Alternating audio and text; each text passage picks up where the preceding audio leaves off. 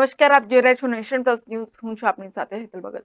વલસાડ જિલ્લાના વાપી જીઆઈડીસીની એક કંપનીમાં 3 કામદારોને ગેસની અસર થતા સારવાર અર્થે ખસેડવામાં આવ્યા હતા.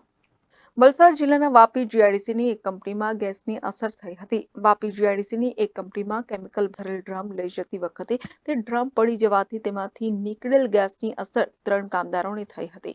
ગેસની અસરથી 3 કામદારો ઘાયલ થયા હતા. તાત્કાલિક તેઓને સારવાર અર્થે ખાનગી હોસ્પિટલમાં ખસેડાયા હતા. 3 પૈકી એકની હાલત ગંભીર હોવાથી આઈસીયુ વિભાગમાં દાખલ કરાયો હતો. Bureau report, Nation Plus News, Valsad. સમાચારોના સતત અપડેટ માટે નેશન પ્લસ ન્યૂઝના યુટ્યુબ ચેનલને સબસ્ક્રાઇબ કરો, બેલ આઇકન દબાવો અને ફોલો કરો ઇન્સ્ટાગ્રામ, ફેસબુક અને ટ્વિટર પર.